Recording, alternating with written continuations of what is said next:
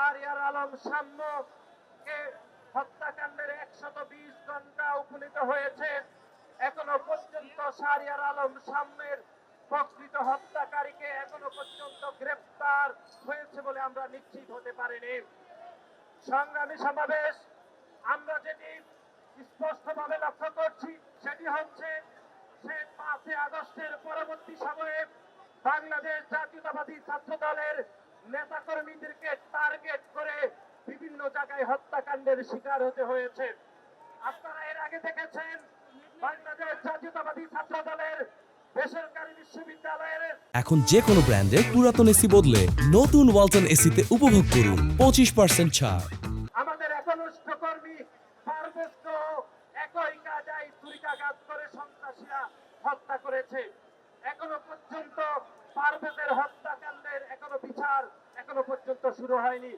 ঠিক পারভেজ হত্যাকাণ্ডের কিছুদিন পরেও আমরা দেখলাম ঢাকা বিশ্ববিদ্যালয়ের সারে প্রমাণ হলের মেধাবী শিক্ষার্থী বাংলাদেশ জাতীয়তাবাদী ছাত্র দল সারে প্রমাণ হলের সাহিত্য এবং প্রকাশনা বিষয়ক সম্পাদক শাহরিয়ার আলম সাম্যকে ক্যাম্পাস সংলগ্ন এলাকায় নির্মমভাবে হত্যাকাণ্ডের শিকার হতে হয়েছে। আমরা আজকের এই অবস্থান কর্মসূচি থেকে হুঁশিয়ার করে দিতে চাই, বাংলাদেশ জাতীয়তাবাদী ছাত্র দলের কোন নেতা কর্মীর নামে ভবিষ্যতে যদি এরকম গায়ে আঘাত করা হয়, বাংলাদেশ জাতীয়তাবাদী ছাত্র দলের কোন নেতা কর্মী আর বসে থাকবে না। সংগ্রামী বন্ধুরা, আমরা আজকের এই অবস্থান কর্মসূচি থেকে ঢাকা বিশ্ববিদ্যালয়ের ব্যর্থ প্রশাসনের পদত্যাগ দাবি করছি।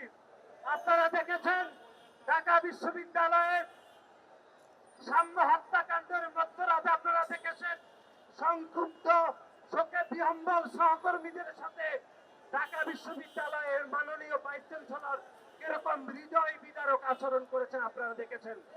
এখনো পর্যন্ত আমরা দেখেছি ঢাকা বিশ্ববিদ্যালয়ের মাননীয় উপাচার্য এখনো পর্যন্ত সাম্য যে ঢাকা বিশ্ববিদ্যালয়ে একজন শিক্ষার্থী হয়ে হত্যাকাণ্ডের শিকার হতে হয়েছে, তিনি এখনো পর্যন্ত সেই হত্যাকাণ্ডকে ধারণ করতে পারেননি বলে আমরা মনে করছি।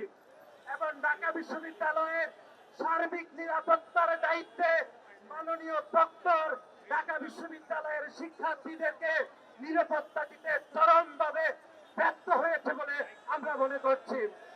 আপনারা দেখেছেন 5 আগস্টের পরবর্তী সময়ে ঢাকা বিশ্ববিদ্যালয়ের পেছনের তোফাজ্জলকে নির্মমভাবে হত্যাকাণ্ডের শিকার হতে হয়েছে। এবং তোফাজ্জল হত্যাকাণ্ডের পরেও আমরা দেখেছি ঢাকা বিশ্ববিদ্যালয় প্রশাসন কোনোভাবে তোফাজ্জল হত্যাকাণ্ডের দায় নিয়ে কোনো অবস্থান ব্যাখ্যা করেনি। যদি তোফাজ্জল হত্যাকাণ্ডের সুস্পষ্ট যদি কোনো তদন্ত বিচার প্রক্রিয়া সুস্থভাবে হতো, তাহলে আমরা মনে করছি সাম্যকে ঢাকা বিশ্ববিদ্যালয় এলাকা সংলগ্ন এলাকাতে হত্যাকাণ্ডের শিকার হতে হতো না।